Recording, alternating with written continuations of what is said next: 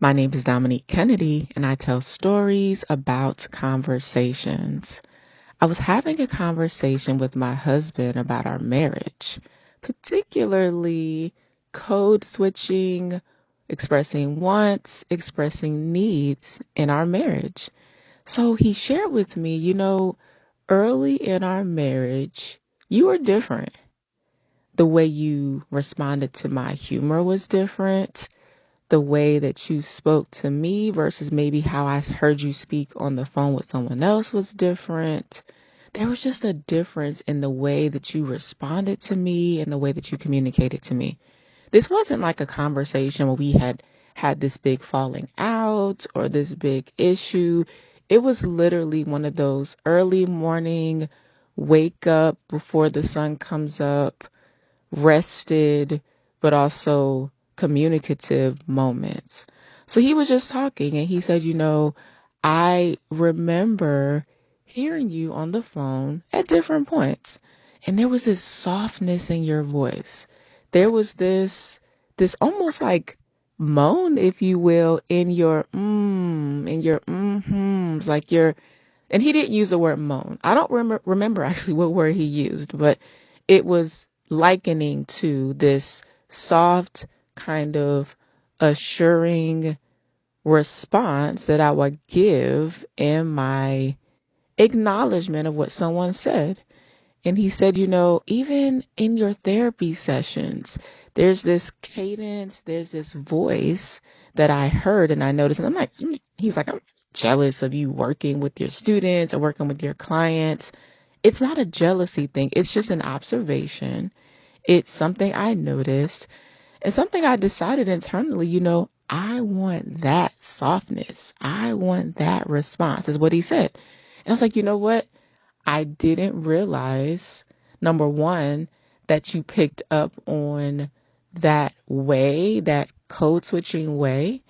And I also told him, I didn't realize how deeply you responded to the way I responded to other people. And again, the conversation was not this mad, frustrated, overwhelmed or upset situation. It was literally us just communicating. We've made it a practice in our marriage to have uncomfortable conversations and just talk it through, work it out. Even if it has to happen in stages, we do this. And I've told him, sometimes the conversations feel like daggers, like the words feel like daggers, not because I feel like you have this ill will or you're trying to hurt me or things like that. It's just sometimes it's hard to receive things from your spouse when they're expressing their deepest desires and wants, and that there's a level of truth in the fact that those things have not been met in the way that they either could or should or what have you. So, this conversation was fun. It didn't feel like daggers, but I told him, over our marriage, I've had to semi-brace myself. And honestly, the bracing part is not from the marriage. This is something I learned across my life. So that's a whole different conversation. But anyway, we were talking about this part of our marriage, this part of his experience of our marriage. And he just, he was just sharing that particular thing. And I told him, you know what? Two things. I was like, I firstly acknowledge what you're sharing. And I want you to feel acknowledged and heard in that. Like, if that's something you desire, that's something you want, I'm so glad that you said what you said about what you noticed. Not only am I glad that you said what you said about what you noticed, I'm glad that you shared it with me in a way that I could receive it, in a way that I can process it and do something in response to it. So that's one thing. The second thing I told him, I was like, you know what? I do know that about myself. I do know there's a certain way that I respond in conversation, especially if it's someone who I feel very close with or safe with.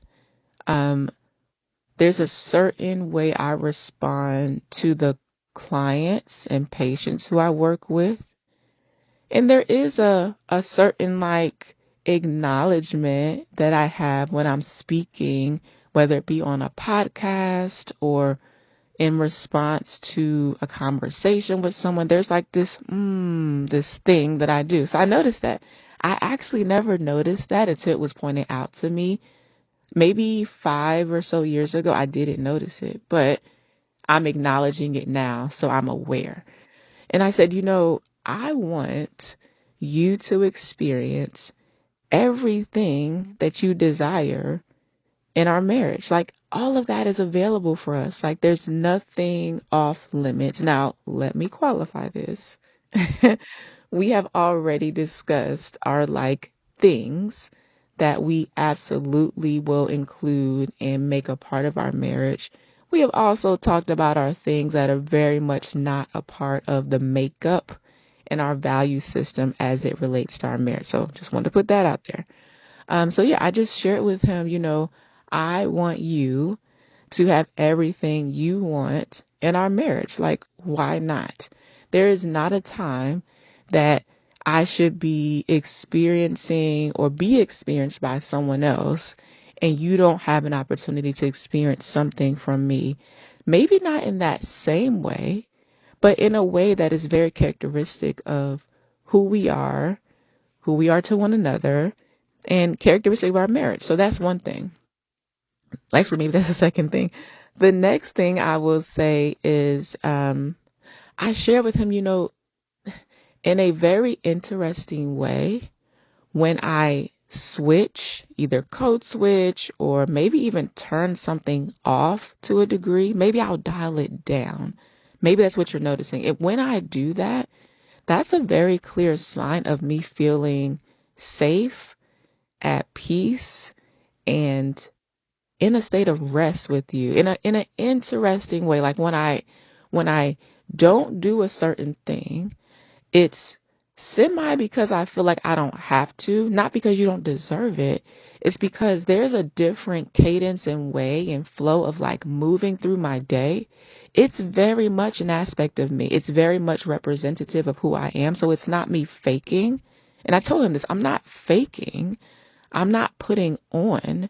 There's just a different way, a different part of me that's required in these different settings. And I get into it. I move into it easily. I flow into it. I transition into it.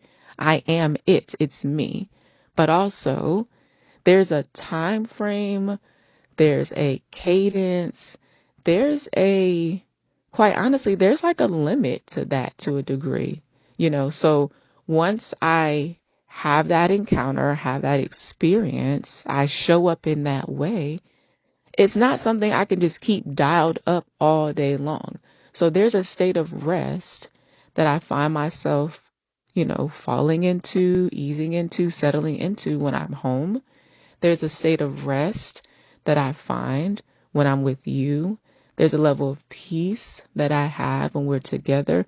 And to be quite honest, like I even share with him, when we're out and about, there's a certain part of me that just turns off. Like I am so like not the directional person, barely, and I pay attention to directions. Like I don't get in accidents. I don't get lost too much. I'm at the circle the block for something, and I'm very much known for having to circle the block because I miss a turn. It's me, you know.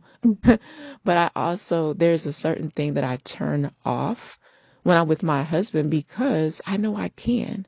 The thing that I turn off is like this directional kind of alertness. I'm less hyper vigilant when I'm with him because I know that he pays attention to certain things and I don't have to. So we talked about that. We kind of laughed about that. And it's very true. Like I literally, as a prime example, almost bumped into this man when we were standing in the line at the theater because I was looking at this screen in the theater and making a decision. And I turned, and before I even fully turned, my husband was able to catch me, brace to, pivot because he knew that I was likely going to run into this man. So yeah, this is the conversation we had.